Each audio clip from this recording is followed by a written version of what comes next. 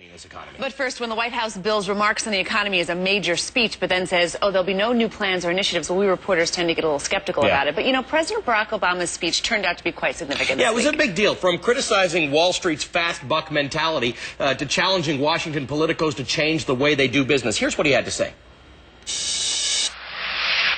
When a crisis hits, there's all too often a lurch from shock to trance, with everyone responding to the tempest of the moment until the furors died down, the media coverage has moved on to something else.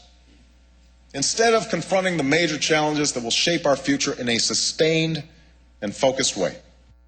All right, let's bring in political contributor and interim host of CNN's No Bias, No Bull, Roland Martin, and Peter Schiff, author of It says cash proof, but I think it's crash proof. It's crash proof. How to profit from the coming economic collapse. Let's start with you, Peter. You know, we've been talking about the fact that the president and others maybe are moving away from the shock phase of this recession into maybe adapting to what has to be done next. What's your feeling? Where are we in this recession? Are we in a place where we might be looking at a turnaround and things happening? Oh, no, not at all. I think it's early on. If you were going to compare it to the 1930s, maybe this is 1931, 1932. And unfortunately, we're going to turn it into a depression, an inflationary depression.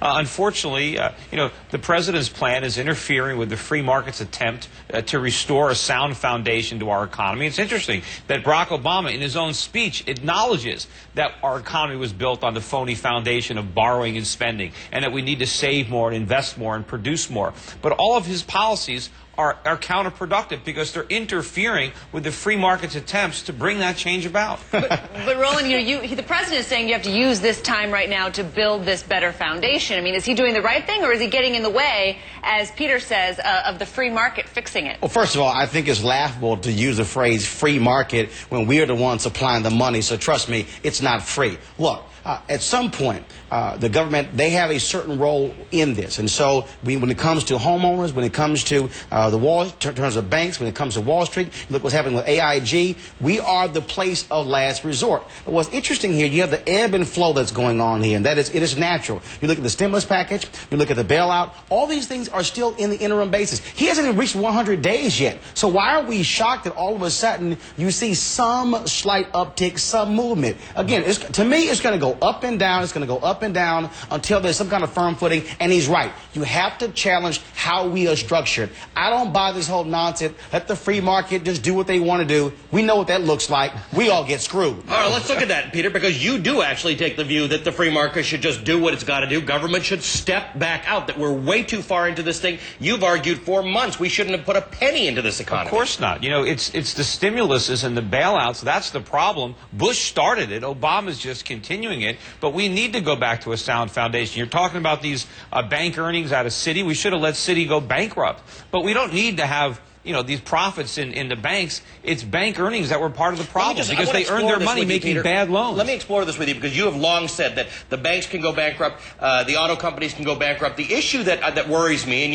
you and I have talked about this, is we have an unemployment rate of 8.5%. We have more than 6 million people actively collecting unemployment insurance, probably another 7 or 8 million people who have run out of unemployment insurance benefits. So we're up to 15 million people officially unemployed. If we let these companies fail, we could easily cross 20 million and go up above 10% unemployment. Are you concerned about that? Well, if we keep them in business, we're going to have more unemployment. If we let them fail, we'll free up that capital to go someplace more productive so that we can re-employ these people profitably, actually making products at a profit, doing something productive for society. If we keep them entrenched in money-losing businesses, we're going to have more unemployment, and the unemployed people are not going to have new jobs to go into. I want to bring the president back in here, and one of the remarks that he made, and I want us to all four of us, to listen to it and get your response, Roland, about this. You know, the president talking about looking beyond the right now for the longer term. So we're sort of arguing here about whether we're doing the right thing for this particular recession, this particular problem. He's looking much bigger and using this as a time to try to solve what he thinks are some other long-term problems. Let's listen to how the president put it.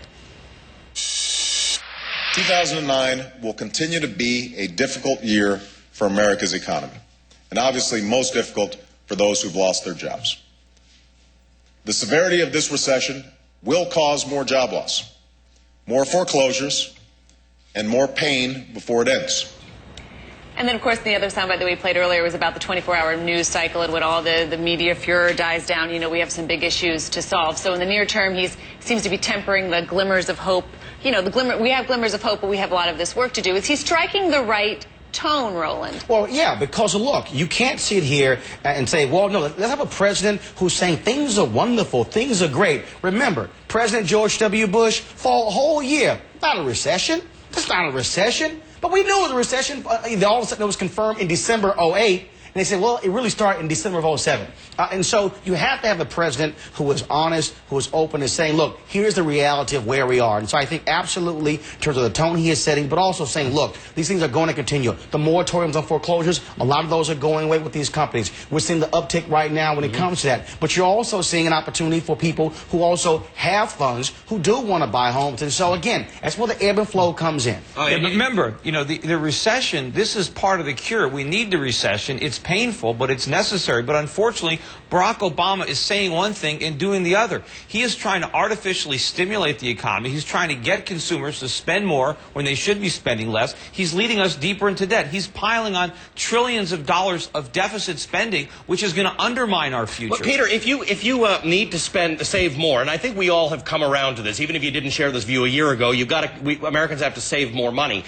Who's going to spend in the meantime to keep our economy going, even at a low level? Spending doesn't get the economy going. Production does. Saving does. That's the myth. That's the illusion. We don't want the government to undermine all the good choices that Americans are making. If Americans want to pay off their debt, we don't want the government piling public debt on top of it because they're only obligated to pay it back. For Peter, all these years, though, our economy has been based upon buy.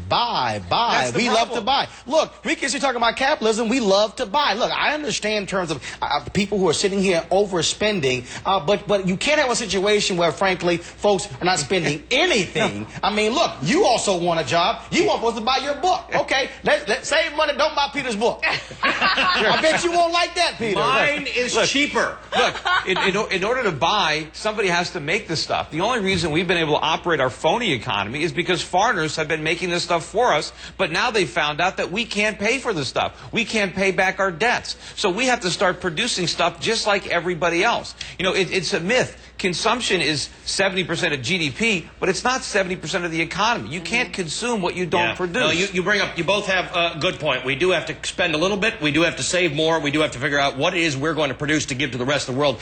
Great to talk to both of you, as always. Peter's book, chapter by chapter. That would save you some money. Roland Martin, watch him at 8 o'clock weekdays on No Bias, No Bull. Peter Schiff is the author of Crash Proof, How to Profit from the Coming Economic Collapse.